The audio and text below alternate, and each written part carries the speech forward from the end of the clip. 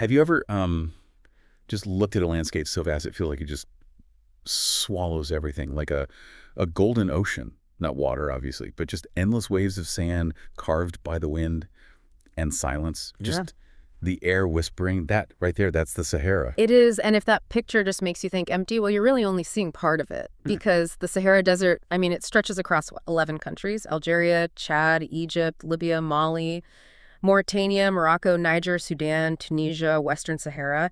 It's huge. It's not just the world's biggest hot desert. It's like a whole universe of stories, amazing cultures, and just incredible survival. 11 countries. That's wow.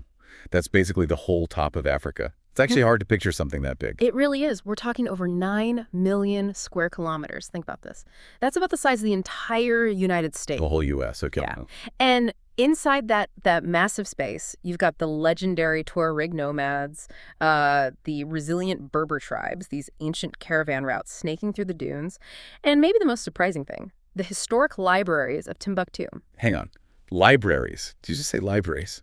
Like in the middle of the actual desert. That really messes with my idea of what a desert even is. It does, doesn't it? And yeah, we'll definitely get into that story. It's amazing. But even before that, here's another sort of mind-bending fact for you. The Sahara, it wasn't always a desert, not even close. What do you mean? Picture this. Go back maybe 7,000, 10,000 years ago. This massive golden space. It was green, like really green. Grasslands, huge lakes, and animals you'd never put in a desert today. Hippos, giraffes. No way. Hippos and giraffe in the Sahara. Okay, that changes everything I thought I knew. You think of deserts as just static, desolate places. Yeah. But it sounds like there are these deep, really surprising layers under the sand. Absolutely. Layers of history, layers of life. And even now, with how incredibly harsh it seems, people haven't just, survived there for thousands of years. They've actually thrived. They learned to navigate using the stars, turned camels into these incredible desert vehicles. They built whole cultures that just beautifully push back against the heat, the dryness. So this sea of sand, it's almost been more like a cradle for civilization in a weird way, not a barrier. That's a really good way to put it, a cradle of resilience. The Sahara is full of paradoxes, It looks deadly, but it's teeming with life, with human ingenuity. It seems silent, but it's just echoing with thousands of years of history. And to really get it, to understand how life could flourish there, we kind of have to go back, way back, before the sands really took over. All right, I'm ready. Take me back. So the big question then, how does a place with rivers and hippos become this giant desert? What's the science behind that? Well, it's this really fascinating dance between big climate cycles, global ones, and tiny shifts in how our planet moves. Specifically, Earth's axial tilt. See, the Sahara hasn't just been wet or dry. It's actually flipped back and forth between those states multiple times over hundreds of thousands of years. Flipped, like someone's flicking a giant climate switch for North Africa. Huh? Yeah, kind of like that. Scientists call the most recent green phase the African humid period. That was roughly, say, 10,000 down to about 5,000 years ago. Back then, Earth's tilt, that little lean it has as it goes around the sun, was slightly different. And that small difference meant stronger monsoon rains pushed way deeper into Africa. Stronger monsoons. Exactly. So more water further inland. Exactly. Way more water. Enough to feed enormous lakes. There was this ancient lake, Lake Megachad. It would have been bigger than the Caspian Sea is today. Just try to imagine that. Lush plants, people living there. Right where you only see dunes now. It's almost impossible to picture. All that green, all that water. Yeah. Gone. Replaced by sand. Precisely. But then as Earth's orbit and tilt started to slowly, almost imperceptibly change back, those monsoons got weaker, gradually. The rains pulled back, the plants started to wither, and the Sahara began its slow march towards becoming the desert we know. It wasn't sudden, not like a disaster movie. This was nature working on geological time, thousands of years. A huge slow-motion climate drama. Yeah. Okay. But I've also heard the Atlas Mountains have something to do with it, too. They play a part. Oh, absolutely. You're spot on. The Atlas Mountains, they run across Morocco, Algeria, Tunisia. They act like this massive wall. They basically stand in the way of moist air blowing in from the Atlantic and the Mediterranean. Ah, okay. So the wind hits this giant mountain range, it's forced upwards, cools down, and dumps most of its rain on the northern side, the coastal side. That's why it's greener there. But then the air that comes down the other side, the southern side, towards the Sahara, it's dry. And as it descends, it warms up and gets even drier. It basically intensifies the desert conditions. The rain shadow effect. So the big climate cycle started it, but the mountains kind of locked it in, made it even drier south of them. Yeah. And the people Mm-hmm. The ones who lived in that green Sahara, what happened to them? Well, as the land dried out, bit by bit, people had to move. They followed the water, essentially. They migrated mostly north, towards those areas where the rain was still falling, those coastal plains north of the Atlas Mountains. And those ancient movements, they actually influence where cities are now. Exactly. Look at a map of North Africa today. Where are the big cities? Casablanca, Algiers, Tunis, Rabat. They're all right there, nestled between the desert and the sea, often literally in the greener shadow of the Atlas Range.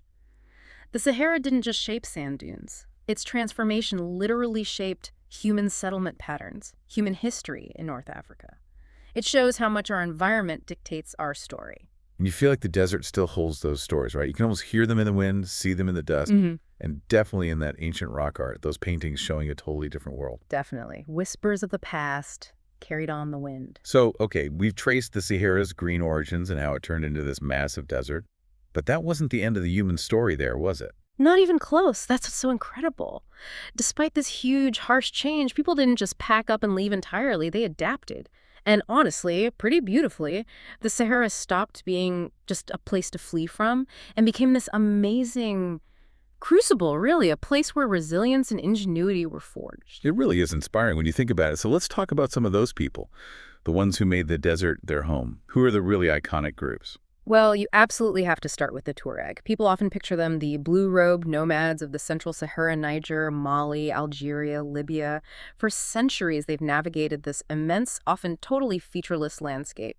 They use the stars like we use GPS, and camels. Camels were their trucks, their ships, their everything, long before we had fancy tech. That sounds incredibly romantic, but also just unbelievably tough. Living with those temperature swings, the lack of water, it really does sound like learning to live on another planet, the mental strength alone. It's hard to even comprehend, isn't it? And it's not just the Tuareg, of course. You've got Berber groups in Morocco, the Moors in Mauritania, lots of other semi-nomadic peoples. Each one developed their own unique language variations, their own songs, amazing textiles, different styles of building, all shaped by the desert's demands. And what about those networks they created? I remember hearing about salt routes. Ah, the salt routes, yes. For a very long time, salt found deep in the Sahara was incredibly valuable, like literally worth its weight in gold sometimes. So you had these huge camel caravans, imagine, stretching for miles, carrying these heavy slabs of salt. They'd trek for weeks, sometimes months, across the harshest terrain imaginable. But you'd trade salt. To trade salt for other essential things they couldn't get in the desert, grains, cloth, spices, tools. It was vital trade. And this connects back to that surprise you had earlier, Timbuktu. That city in Mali. It sounds almost mythical, but it was a real thriving center born from these routes. A powerhouse, you said. Well, it wasn't just trade. Timbuktu became this major hub for learning. It had incredible libraries. We're talking tens of thousands of manuscripts, books and scrolls on astronomy, math, medicine, law, poetry, philosophy. Scholars came from all over the Islamic world. It was a legendary intellectual hotspot. Wow. Okay, that really does blow my mind. Yeah. So in a place where just staying alive seems like a miracle, people weren't only surviving, they were doing advanced scholarship, studying the stars. That says so much about, well, the human drive, I guess. It absolutely does. The Sahara wasn't just about enduring hardship. It was a place where unique cultures didn't just survive, they bloomed. It shows how incredibly adaptable we can be, even against overwhelming odds. And what about life there today? I mean, we live in this world that's getting faster, more urban, constantly plugged in. How do people actually live in the Sahara now? Is it totally different? In many ways, yes. It's remarkably different from, say, city life.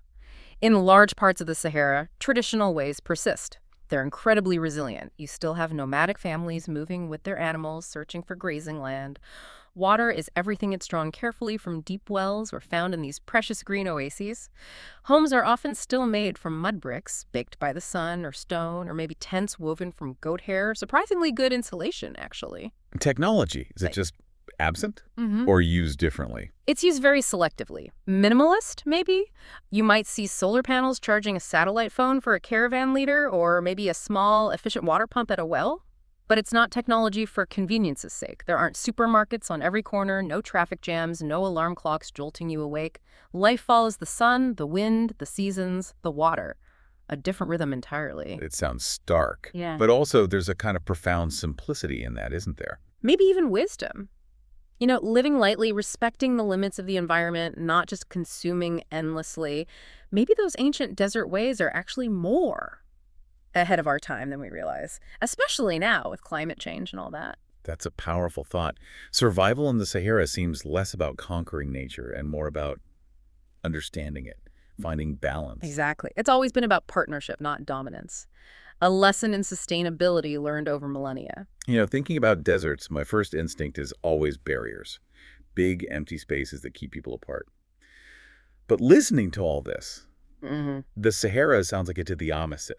That's one of its biggest, most fascinating paradoxes. You're right. Far from being just a barrier, the Sahara was this huge connector. For centuries, it was a superhighway for trade, for ideas, even for diplomacy, linking up huge parts of Africa. A superhighway made of sand. Where did it lead? What was moving across it? Okay, picture this. Deep in West Africa, in the forests, you had gold, lots of it. Plus ivory, exotic spices, unfortunately also enslaved people. Merchants would load all this onto camels, their ships of the desert, right? Yeah. And set off north. Across the entire desert. Across the entire desert. Grueling journeys heading for the big Mediterranean port cities in North Africa, Fez in Morocco, Algiers, Tripoli in Libya.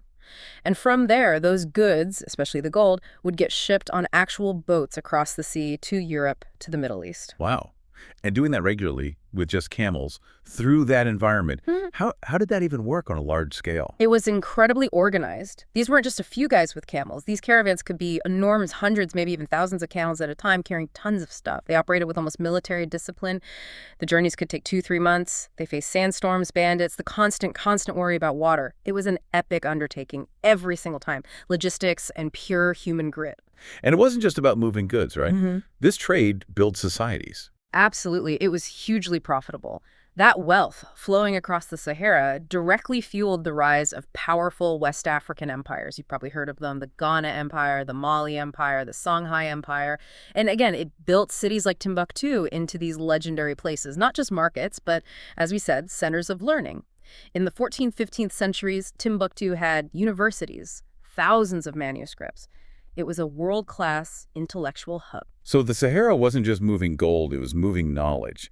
Science, math, philosophy, carried across the sands. A desert literally giving birth to libraries. That completely flips the script on what a desert means historically. It really does. It was crucial in spreading Islam across West Africa, sharing Arab scholarship, blending ideas. It acted like this powerful engine, driving cultural exchange across huge distances. And all that mixing must have created a really interesting blend of cultures. Oh, definitely. The Sahara became the zone where Arab, Berber, and various sub-Saharan African influences all met and mingled.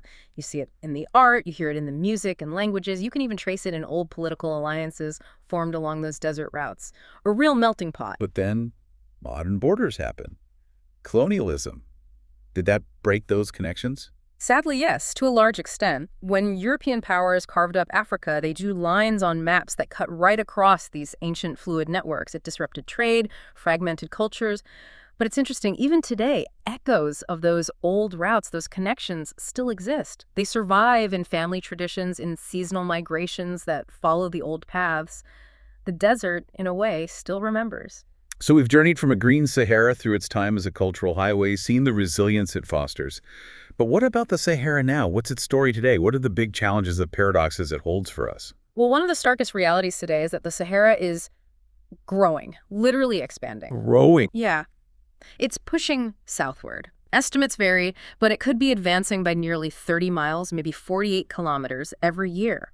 It's driven by climate change, by unsustainable farming practices on its edges, by deforestation. So it's like this slow-motion tide of sand just rolling over fertile land. That's exactly what it is. Yeah. The process is called desertification. And it's not just an environmental issue. It's a huge human crisis for the Sahel region, that band of land just south of the desert. Millions of people there rely on a fragile balance for farming, for water. When the desert advances, crops fail, wells dry up. It forces people to move, it causes hunger, and it can even spark conflicts over dwindling resources. That sounds incredibly bleak. But hang on, I remember reading something completely wild, something about Sahara dust. Yeah. Fertilizing the Amazon. Is that actually a thing? It sounds totally made up, doesn't it? But it's absolutely true. It's one of the planet's most amazing, unexpected connections. Every year, huge dust storms sweep across the Sahara, picking up millions of tons of fine dust. This dust is rich in minerals, especially phosphorus. And the winds carry this dust thousands of miles across the Atlantic Ocean. Where does it land? Right over the Amazon rainforest. That phosphorus acts like a natural fertilizer, helping to nourish the incredibly rich ecosystem of the Amazon. Wow. So the world's biggest hot desert is literally feeding the world's biggest rainforest. Yeah. That's incredible. Like Earth's own yin and yang or something. It shows how interconnected everything is, even places that seem totally opposite. It really does. A reminder that even in what looks like emptiness, there can be life-giving purpose. But obviously, with the desert expanding, that balance is threatened. Are people trying to fight back to stop the sand? They are. There are Yeah. some really ambitious efforts. Probably the most famous is the Great Green Wall. The Great Green Wall. Oh. What's that? It's this incredible continent-spanning project.